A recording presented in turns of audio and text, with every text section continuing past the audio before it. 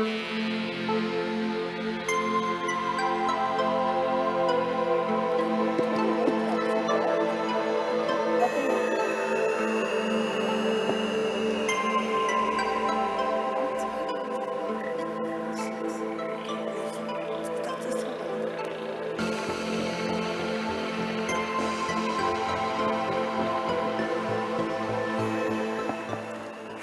everyone. Ladies and gentlemen, estimated colleagues and participants, it's a pleasure to welcome to the Best Practice Forum on Cybersecurity Capacity Building, part of the Internet Governance Forum 2024 here in Riyadh. Thank you, host country. Our goal today is clear: to explore, develop, and share a strategy to strengthen global cybersecurity capacity. Session overview, introductions, past achievement, and 2024 discussion context, problem statement, define key challenges in capacity building, expert panel, insight, experiences, and contribution from the room. Objectives: redefine the problem statement, identify best practice forum and actionable solutions, define next step to move from dialogue to action. Thank you for showing to us. Your work and experience matter. Let's begin. Thank you, there.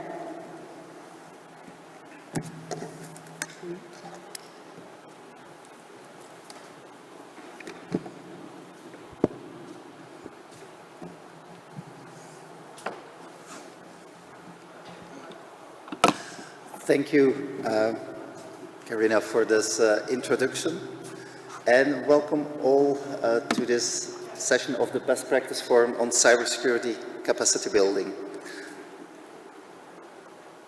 Can you move to the next slide,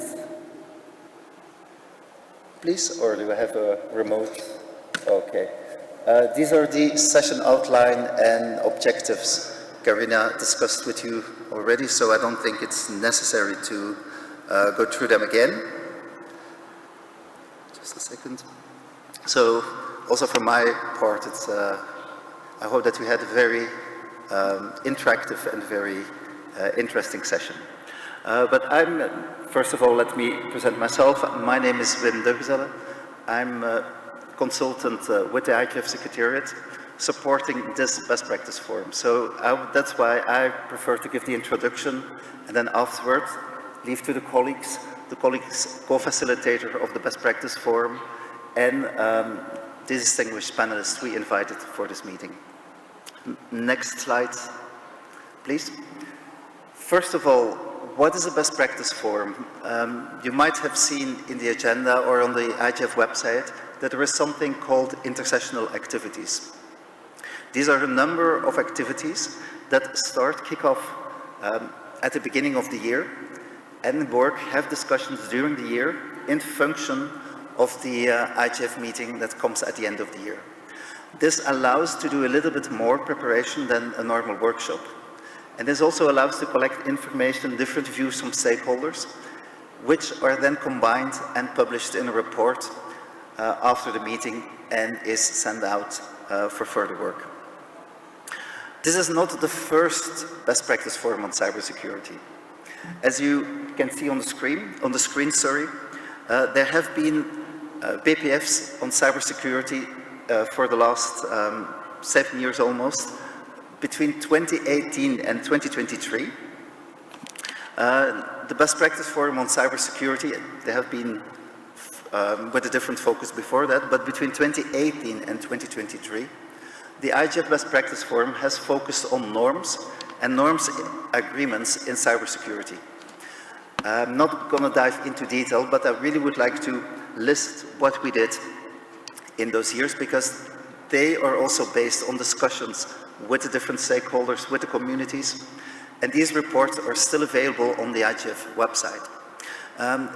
They looked into norms and norms agreements from different aspects, amongst other, how norms are developed, how norms are made into practice. One year, there was a very interesting question that was dealt with. The question, if you look back to specific cybersecurity events that happened in the past, before a specific norm was voted or agreed, would it have made a difference? So that was a very interesting story. Another interesting discussion or research we did in the past couple of years was looking outside the realm or outside the sector of cybersecurity and look in other fields where there also are norms and norm agreements and see if lessons could be learned for cybersecurity norms. But this is the past work. These outputs, I really invite you, if you're interested, to look at them because they're very interesting and very good read, especially as a background. They're still available on the website. Now, today, the next slide, please. After all those years talking about norms agreements, there was a feeling, well, maybe we have said enough or finished that topic. And in the beginning of this year, the IGF always sends out a request for topics that should be on the agenda. That is a request for topics that inform the general agenda for the meeting, also had informed the choice of the different main themes for this year. But in this call for input, cybersecurity and trust came out as one of the paramount concerns in the community, which was a clear indication that the IGF in its program should pay attention to it. But of course, cybersecurity and trust is an enormous broad topic. Therefore, the people behind and the people proposing this best practice forum said it might be interesting to look into capacity building. Capacity building that helps to build cybersecurity, helps to enhance cybersecurity and trust online. So the proposal for this best practice forum was submitted and agreed here in Riyadh in the beginning of the year in February, where the IGF multi-stakeholder community, multi-stakeholder advisory group met. And after that, the work plan, one of the first things the BPF did was to organize a meeting to discuss its own work plan, to discuss the idea to have this BPF. And I mention it here because that was a very interesting step, or an important step this year. The next slide, please. Because the fact that the BPF took its initial plan and moved and used that to organize its first meeting was very important to get input from the community on what it was planning to do. And it dramatically changed, well, dramatically might sound a bit, let's say, too dramatic, but it really changed the course of what was planned. Because the initial idea was for the best practice forum to look into cybersecurity capacity building, what is available online, what is available in terms of specific training, in terms of specific offers, and do a kind of general mapping, mapping of training, mapping of resources available, a mapping so that it would be possible to look for gaps, to look for opportunities, and then provide that to the community. But very early, one of our first calls, one of our first meetings we got some pushback coming from the community and community participants saying, well, but this is already being done. There is already a huge amount of information out there. There are mappings of cybersecurity capacity initiatives, there are inventories, there are organizations providing this type of work already. To that extent, that it might be difficult to find the specific information you need. It might be difficult for a government, an organization, or a person that says, well, I would need to build some capacity in my organization on cybersecurity, but I don't really know where to go because there's like too much information. And this was a start for a completely other discussion within the best practice forum, and a discussion that led to the session today. It was, how do we deal with this exact situation? And this led to the formulation of a problem statement that you see on the screen, and that will be the main topic or the start for the discussion today.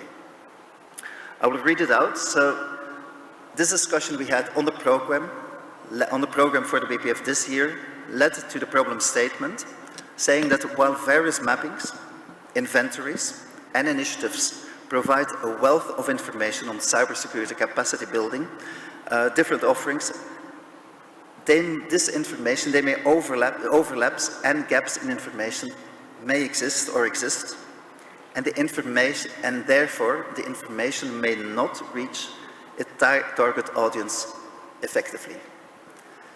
And with this, I want to leave it there. Go to the next slide, please. Because the nice thing as an introduction is you can really come up with a problem statement, and then you can hand over to the panel to discuss and come up with conclusions and the question to solve it. But for that, I give the floor to the two moderators, who are also co-facilitators and the panel. I think the most easiest is everyone introduces himself or herself, and that might be the best. So thank you for me, and I'm looking forward to a very interesting discussion.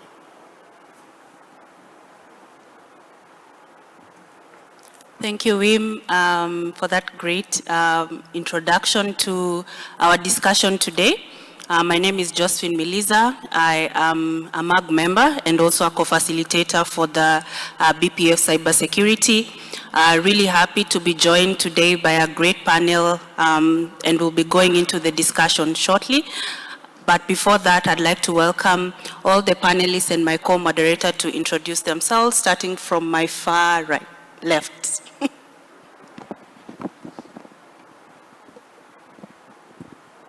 Hello, everybody. My name is João.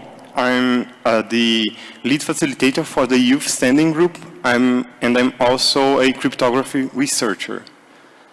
Hello, my name is Yao Amevi Sosu. I'm from Benin. I'm the coordinator of the Youth IGF in Benin and also part of the DC in data-driven health technology from the intersectional works. I've also been working some time in the BPF. Nice to be here. Good afternoon. My name is Teresa Horisova, Senior Outreach Manager for the GFC, the Global Forum on Cyber Expertise, and also a former MAC member. Good afternoon. My name is Dino Dell'Acro. I'm the Chief Information Officer of the United Nations Pension Fund. And within the IGF, I play several roles. I represent the Intergovernment Organization and the Multi-Stakeholder Advisory Group. I'm a co-facilitator in the Best Practice Forum on Cybersecurity and co-lead of the Dynamic Coalition on Blockchain Assurance and Standardization. Happy to be here. Good evening, everyone. I'm Mevish Vaishnav from India, President of Academy of Digital Health Sciences, and I represent Dynamic Coalition in Digital Health over here. Pleasure to be you. Hello, I'm Brendan Dowling. I'm the Australian Ambassador for Cyber Affairs and Critical Technology. Thank you, and I'd also like my colleagues who are joining us online, Octavia and Yubonana, to introduce yourselves, please.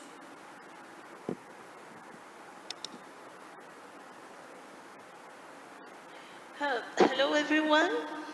I'm Yubonana. I'm from Madagascar. This is my 4th year co-facilitating the BPF on cybersecurity. I'm NOC manager for Helios Towers, and I'm really happy to moderate the session online. I would like to thank our panelists and welcome everyone who's joining this session. Thank you. I'm from Madagascar. Octavia Rind Jones, calling in from Iceland. I sit on the MAG as well, and this is my first year on the MAG. Although I'm a long-term MAG or IGF participant, I've had the absolute pleasure of also being a co-chair of this best practice for cybersecurity, and I'm very excited and happy to spend the next hour with you all. Thank you so much. And yes, getting into the conversation today, and our first question is, how does the problem statement resonate with your own experiences or perspectives?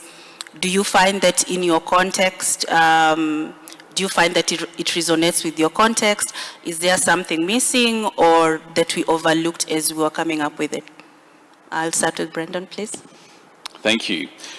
I think the problem statement is valid. It captures that there is a huge proliferation of information about cybersecurity capacity building, but it's often not bespoke, it's often not targeted to recipients, and in our experience, that is the most important element.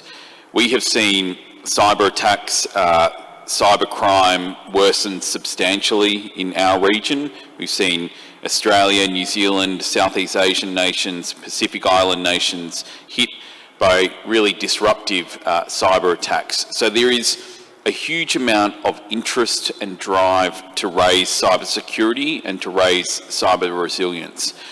We've implemented some very substantial capacity building programs in recent years, but we've often found that they can be untargeted, inappropriate, and we've committed to doing better with our partners about working with them in dialogue to figure out what the right approach for that country, for that context, for that situation is.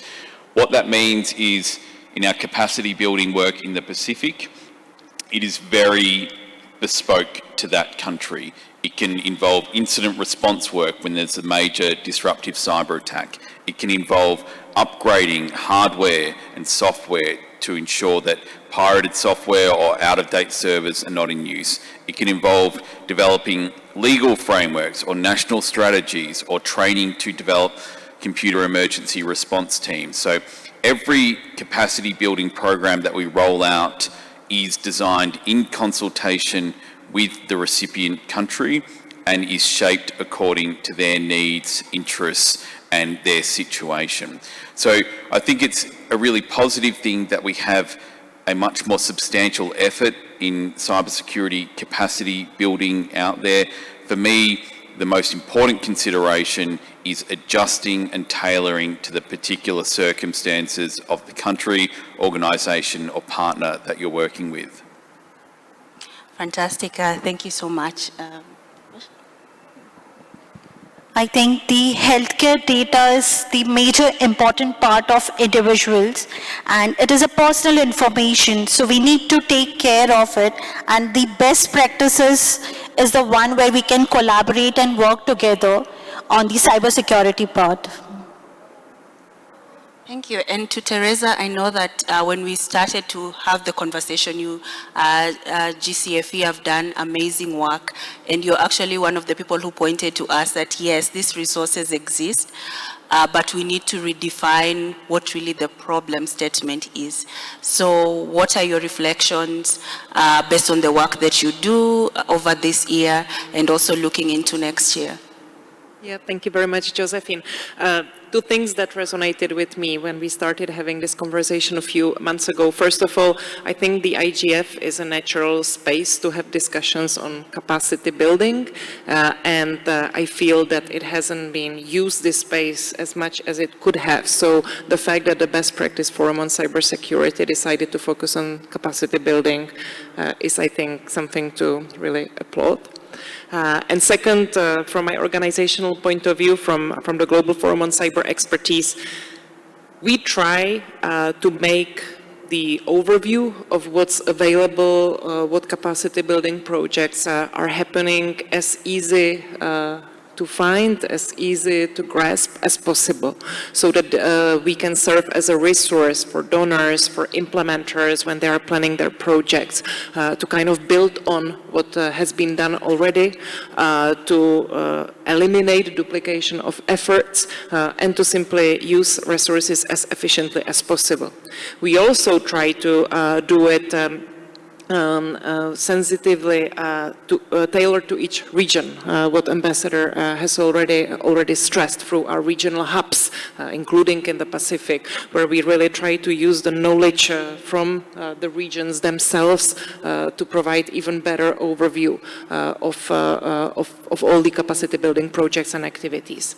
Now, how we do it might not be perfect. That's why having a discussion on what is most useful and what is most efficient, and comparing with other resources that are available is extremely useful for us. The primary resource that the GFC uses is the so-called CIBL portal, which is available for free online on www.cibleportal.org. And there we really try to also engage the various actors to help us find and provide us information that we can put up on the portal in a very simple overview that anybody can use as a go-to resource. But we hope that the discussion we are having tonight, the discussion we've been having with you over the past months, will help us fine-tune it and make it even more useful. Thank you.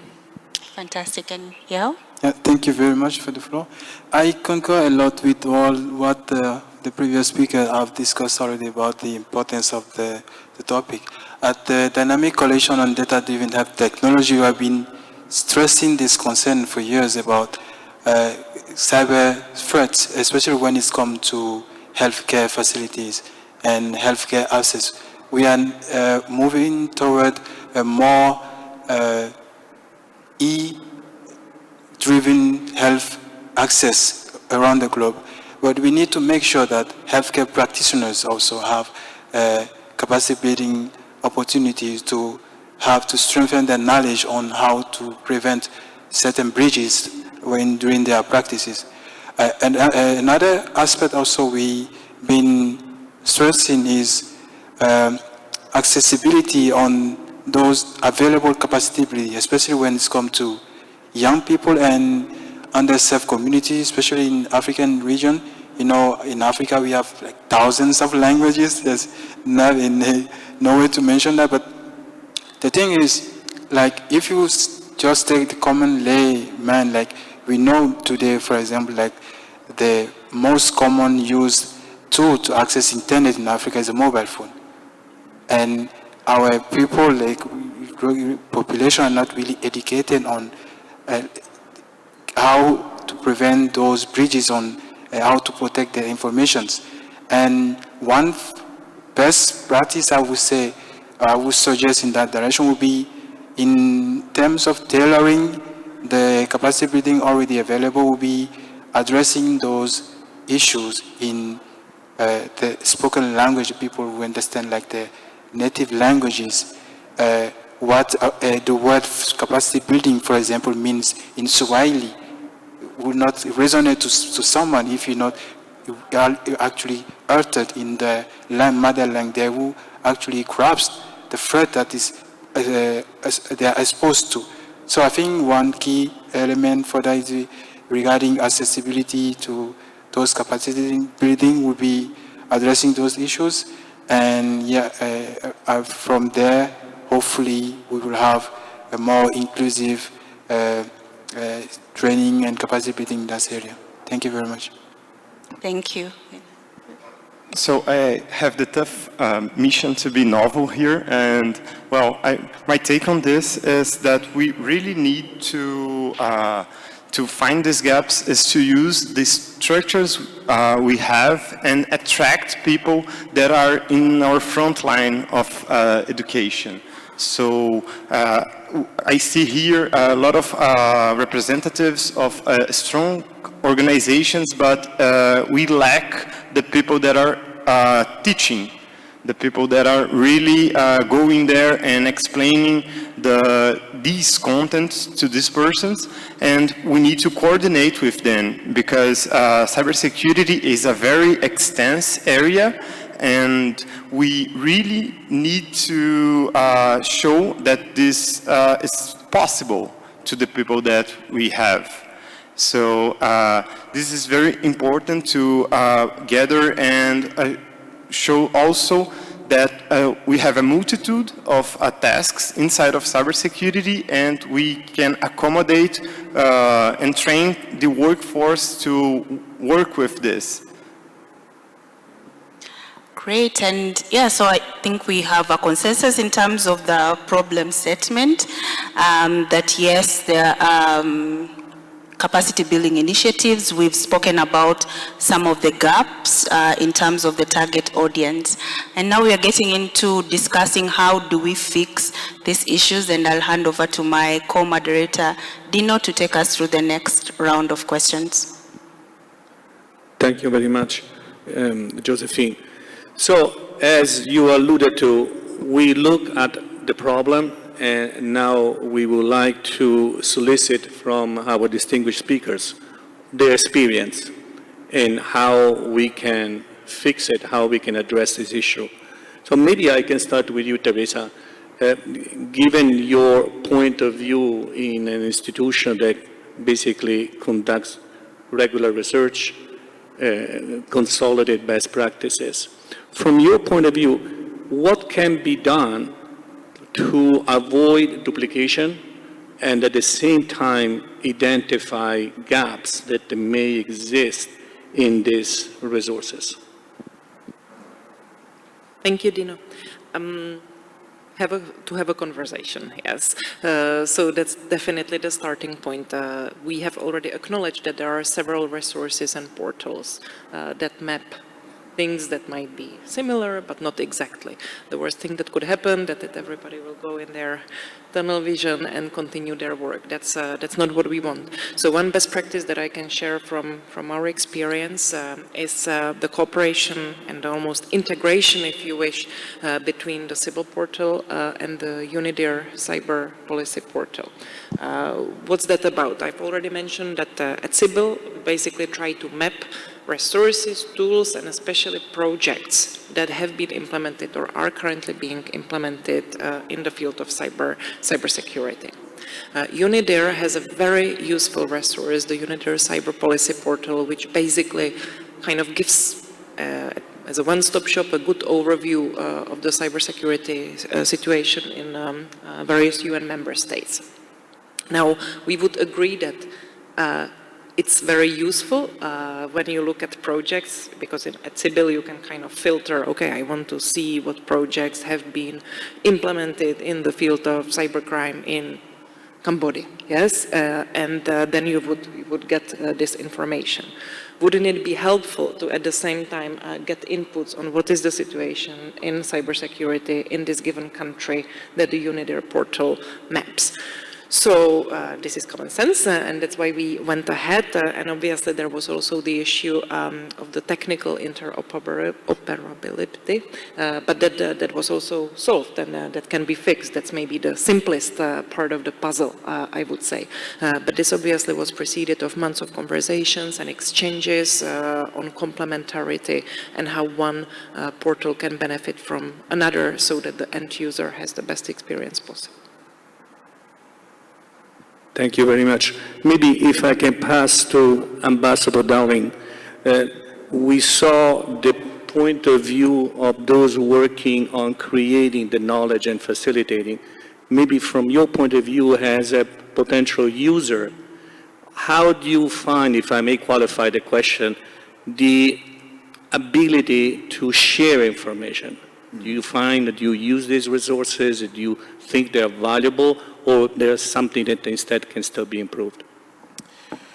I think it's about committing to use those mechanisms. So we find the GFCE to be a very useful coordinating body to make available information through the regional hubs. So I think that is useful. However, from the government perspective, we've got to commit to engaging effectively. Recently, we saw a country, and I will not name them, prepare a capacity building project, decide the terms of that project, decide when and how it would be implemented, and presented it without talking to the recipient country. Now, if they had engaged with the mechanisms that have been established, like GFCE, they would have found that it was duplicative. So there has to be a commitment to use the mechanisms.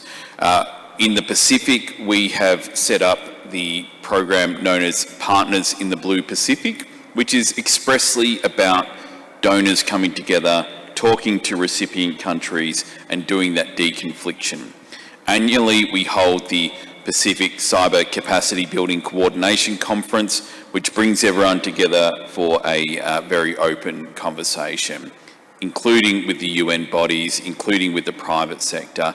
So for me, I don't think we need more mechanisms, we don't need more processes, we need to commit to using the existing processes and to saying when we find those points of misalignment or duplication that we will adjust our programming accordingly. Sometimes donor countries can be focused on their own internal processes for budgeting and programming and not allow that flexibility to adjust as is needed. So I think it's really incumbent on us to be willing to listen and to be flexible when we hear the response. Perfect. Thank you very much for that feedback. Maybe I can also ask for your feedback vis-a-vis your specific domain, your specific industry. You're talking about digital data, health, related to health. How do you find this sharing of information be working, and especially the identification of potential gaps about capabilities? I would say if there's no capacity, there's no security. So we need to get trained, upskill ourselves in capacity building, and it is very crucial because the healthcare workers need to know how to protect data. And that's why at Academy of Digital Health Sciences, we are providing trainings to nurses, the pharmacists, the healthcare frontline workers, so that they are aware how to protect the data. And sharing information, we need to be careful. Misinformation should not go out. That's very crucial. Thank you. Misinformation, definitely a hot topic. Maybe if I can pass to our speaker, Joel. You were talking about already before about issue related to languages. What else can you add from your perspective? Yeah, from my perspective, what I could add more, apart from the language issue, would be most of the capacity building initiatives that I've seen are, they are budget constraints. They have certain limited period of budget, and then in time they are also they are limited. And after the capacity building, what is the next step? So I think in that directions, we should find way for follow-up on those different initiatives so that they, of course, in the mapping process, we find what should not be replicated and what should be strengthened. And from lesson learned, we could be more equipped, both the capacitators and also the people that are learning, acquiring those capacities. And also toward the young people, which are the most vulnerable, specifically young women. Those are the critical masses that need to be really, really addressed because they are more vulnerable, I think. And trainings and best practices should be refined in a way that they are specifically targeting their specific needs. And I want also to commend the work the GFCA is doing in that direction as well. And I also want to commend the work in the IGF, ISOC Benin is doing in that direction with some online capacity awareness raising on cybersecurity threats, educating young people, especially young girls, how they can secure their data on the phone, for example. And yes, one key element also, we need to prevent misinformation. How to combat that? We need collective effort. We need to build trust on what is shared, and we need mechanisms to prove that the informations that are out there are reliable and not posing a threat to anybody. Thank you. Thank you very much. So we see already complementing element from misinformation to lesson learned. Maybe, Joao, could you give us also your perspective from the... Yeah. Okay, sure, thank you. So I would like to bring something that really made me into cybersecurity, which is popular culture. So I we are having these kinds of projects to try to bring people to capacitate them into cybersecurity, and we can use the popular culture that solidified in our mind what is cybersecurity to invite these people to participate, because at the same time that they made a dream for a lot of people, they also created a barrier that people said, okay, this is movie thing, so I will not be able to be this person. But we could work on demystifying that and really approaching these people to be part of the cybersecurity ecosystem. And the other thing that we also need to acknowledge that to learn cybersecurity, you need basic means to learn. So it's most of the people that are now in the field were self-taught, but we have several projects that try to bring these people, and what they need is access to this content, like computers or internet, and also sometimes physical access to devices. Like in my example, the only thing that made me into cybersecurity was that I went to an event and they had an industrial device.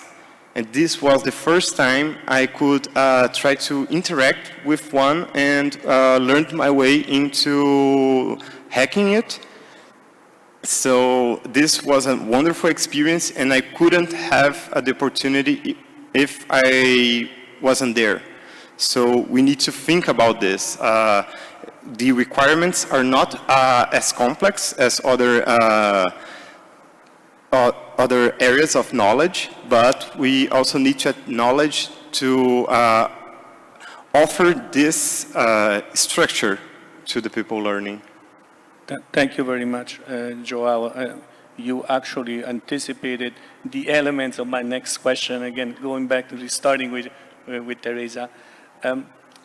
What can be done to ensure that the message, the resources are getting to the intended audience, and especially in those situations, those environments where there are less possibilities, where there is a less mature infrastructure, less access, limitation, I would say, in accessing internet, in accessing the necessary resources.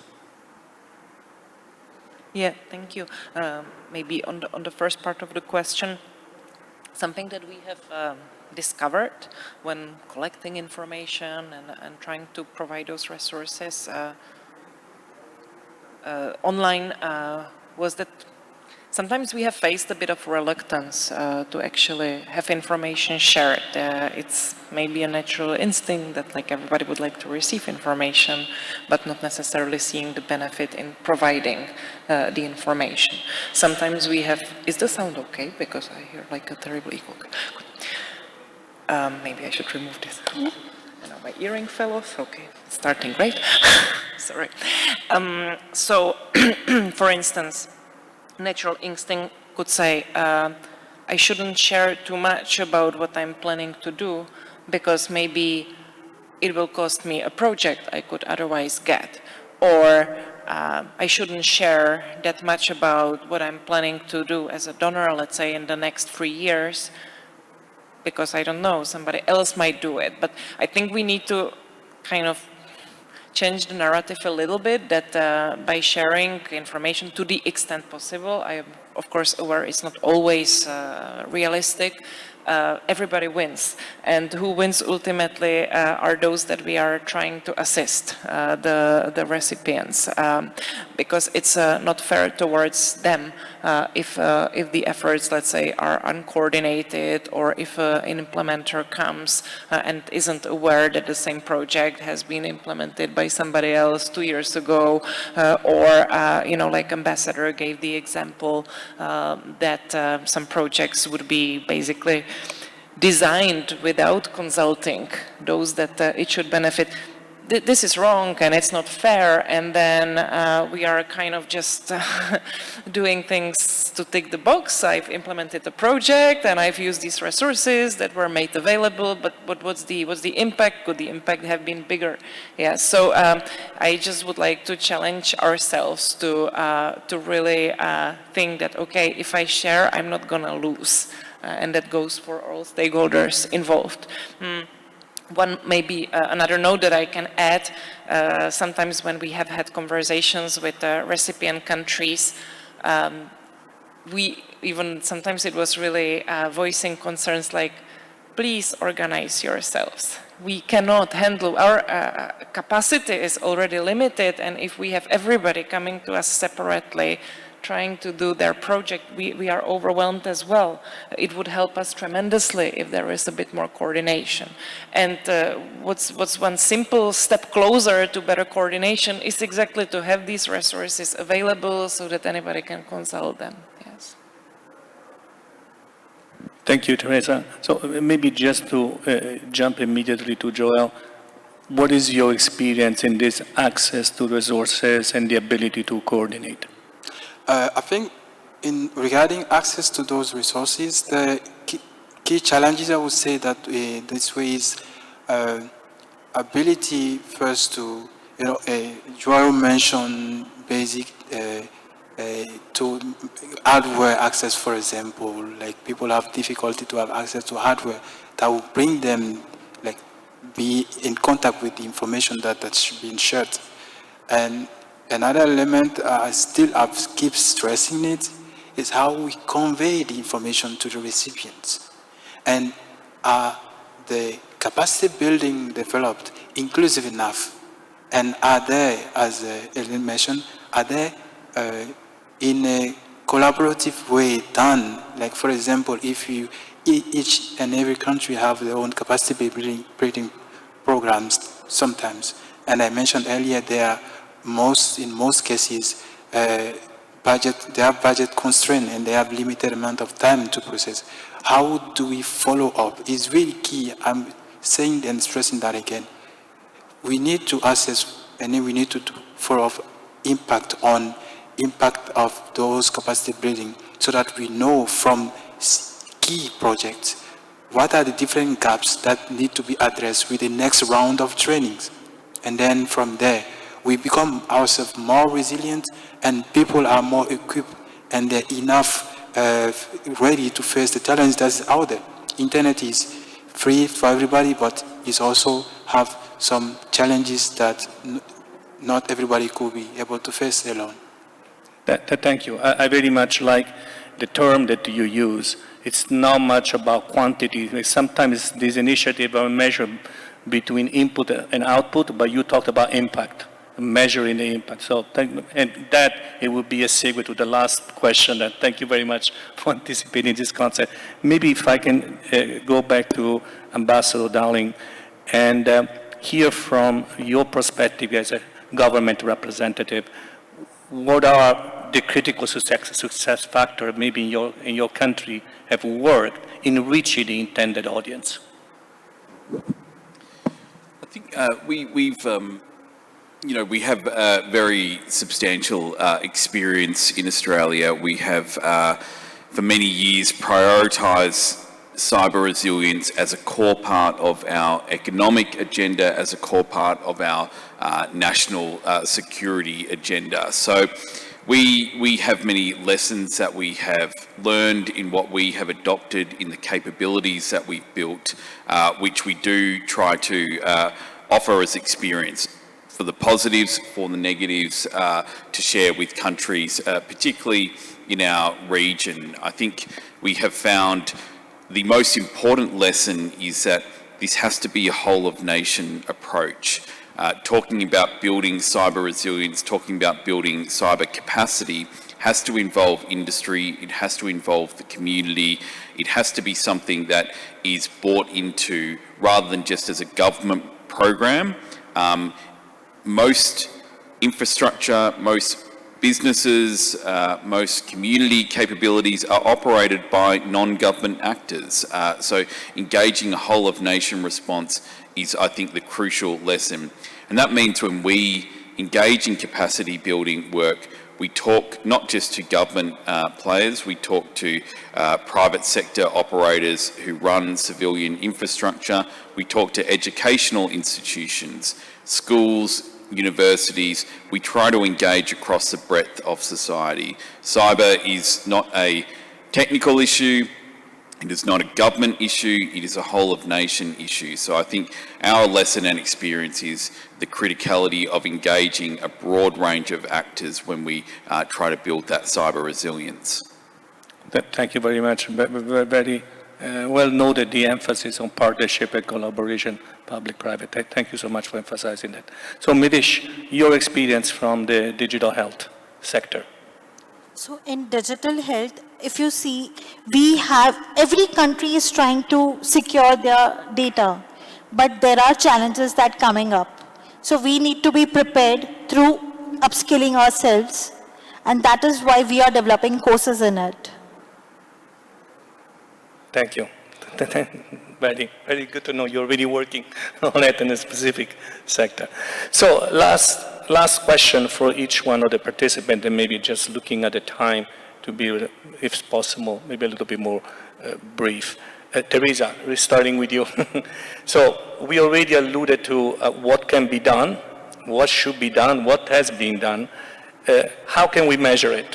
What kind of indicators can be utilized to measure the impact of the cybersecurity capability project, initiatives, and program? Yeah, for instance, for Sybil, it's very simple. We can measure how many projects we have there, how it's growing, what's the trend, and of course, you know, the more comprehensive coverage we have, the more kind of thorough picture can be provided to anybody who uses the portal. So I would also use this opportunity to encourage everybody here, if you're working on a cyber capacity building project, like, check it out if it's on Sybil. If it's not, we do a lot of our kind of desk research and try to identify the missing projects, but we also rely, and we in particular rely on actually the implementers, donors, and others to share with us the information so that this puzzle is a bit bigger.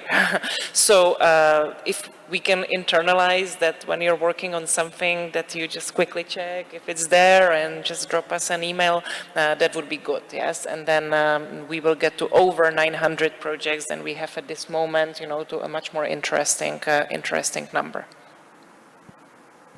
Thank you very much. So importance of getting feedback. So Joel, what about your experience in measuring the impact? Yeah, well, cybersecurity is an odd field because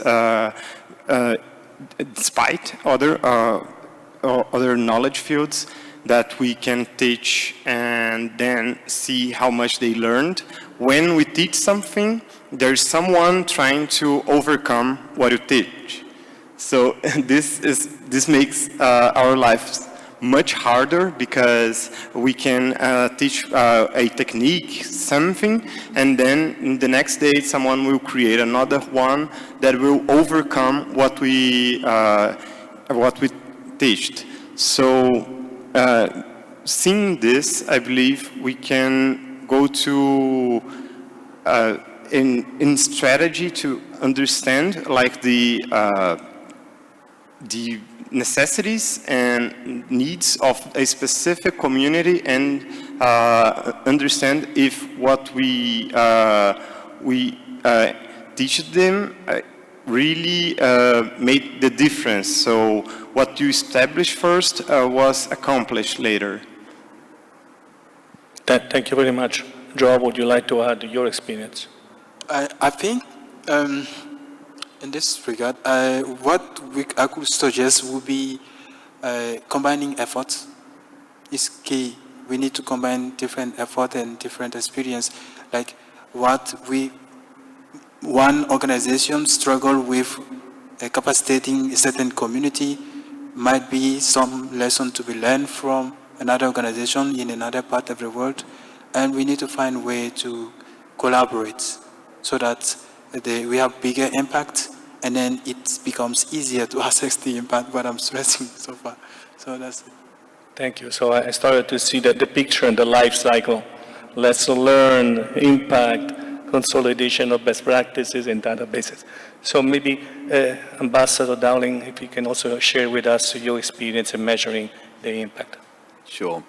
It's very difficult. I think we all struggle to measure what success in cybersecurity looks like. How do we know our programs are working? We know that cyber incidents are getting worse. We know that in spite of all our efforts and doing the right thing, we will see more incidents because threat actors are getting more capable, more sophisticated. So measurement can't be about fewer cyber incidents. I think in cybersecurity, qualitative measurement is really crucial. For me, testing through exercises is one of the most effective ways to qualitatively test whether your arrangements, your capacity, your preparedness have improved. We're big advocates for getting everyone in a room, government, private sector, civil society, running exercises, testing what your response mechanisms look like, how they operate. It's better to learn where your failings are in an exercise than in a real incident. We consider ourselves a relatively mature, cyber-capable nation, and yet when we run exercises on our electricity sector, our airports, on our government systems, we always find a range of ways where we still have gaps, where we still have shortcomings. And so I think that qualitative approach in a partnership, open, transparent way to test out what your responses are like, rather than tell yourself, we're good, we're prepared, actually road test it and say, here's where our gaps are, here's what we need to address. For me, that's the most important thing.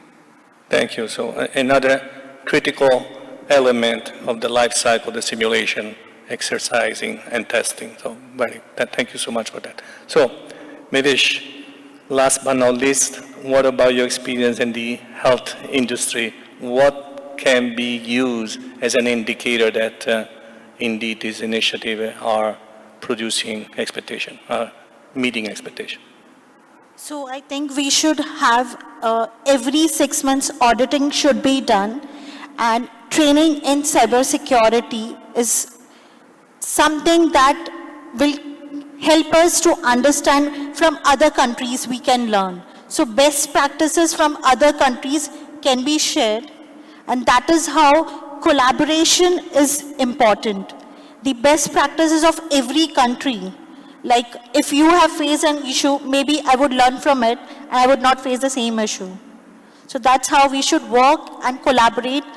And IGF is a platform where we can collaborate. So many countries come together. That is how we can try to, if you see, the hackers are more organized than us. So we need to be careful of that. If quantum computing gets democratized, we will be vulnerable. So we need to take care of that.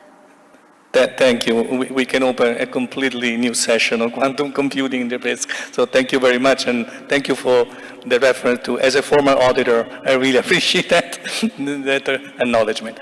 So with that, I would like to pass the floor to Octavia, that is going to provide a summary and conclusion of this very interesting, engaging session. Octavia? Thank you so much, Dino. I would like to see, am I audible? You can hear me? Yes, you are. Both online. Fantastic. What an amazing group of people and interesting discussion. I want to go over some of the things that sort of came up and also look at what we in the Best Practice Forum could be looking at after this IGF and going forward. In terms of the statement and sort of how our experts looked at that, I think one of the things that really stood out is context and experience. It really is important. So most of our experts did agree with the problem statement and the necessity of it. However, a red thread throughout is that we have many platforms and we have many places.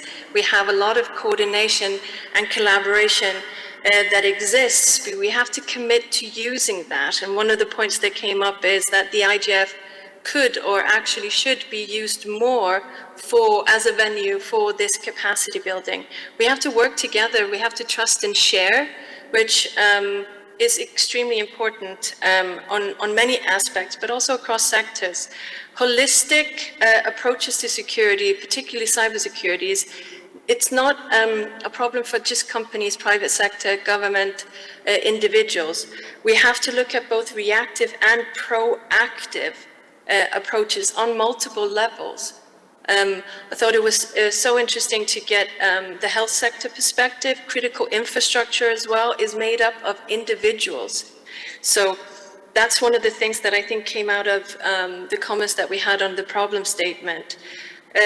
Accessibility and, dare I say, localization is, of course, key. We know this, and somehow we have to hold ourselves to a slightly higher standard than we are right now.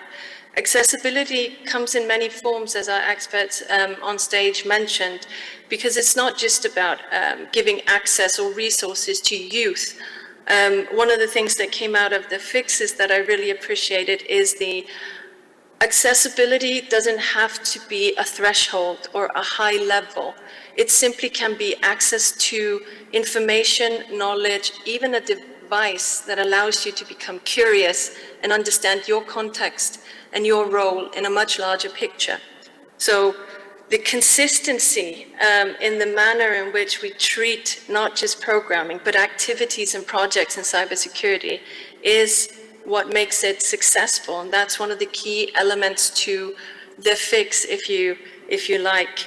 All of these are guided by conversations, and these conversations need to be done from a point of trust, and it needs to be done across sectors.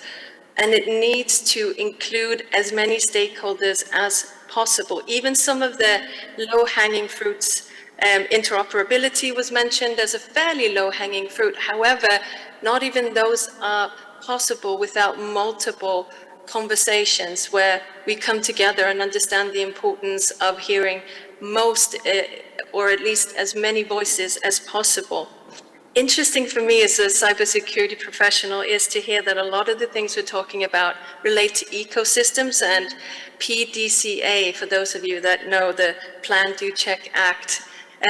It's not enough to come in and do one thing. It's not enough to have a training, as our colleagues mentioned. We have to do training and we have to do follow-up. We have to ensure that the ecosystem of knowledge continues regardless of one person, one community, or even one specific government in place. So we have to commit to the use of these mechanisms that are in place already. We have to, as implementers that come into a context, also understand that we are depleting valuable and necessary resources by constantly going in and inventing the wheel when the wheel is probably already there, perhaps even a really good bicycle or a Ferrari. So understanding that it's not us first, it is us, the community first, is one of the things that felt very fundamental to our conversations on the fix. A couple of last things, low resource environments. It's difficult to prioritize, so how do we do that? Some of the things that came up was not just coordination, but inclusivity and collaboration in a way that is consistent. And that means localization, not just of materials. It means accessibility understood from multiple levels.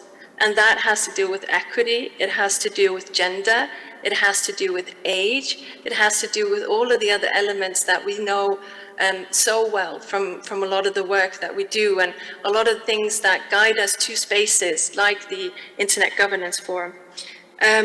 Stakeholders, participatory approaches.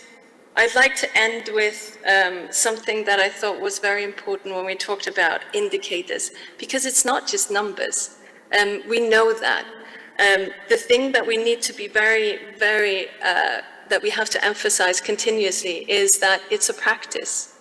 Whether that is allowing more funding or resources to making scenarios, to training, whether that is allowing for follow-up, allowing for more flexible ways in which that we teach people all around the world in very different environments, how they can understand their role. If you're a healthcare worker, it's not enough to get a regulation or get a don't do list.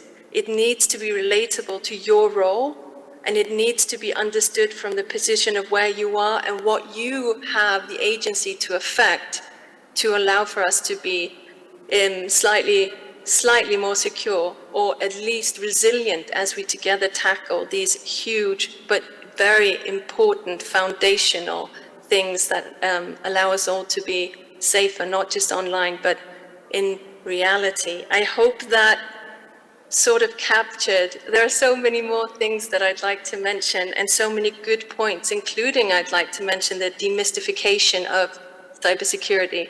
So on that note, I would like to thank you all for allowing me to summarize these points together, and give it back to my colleagues on stage.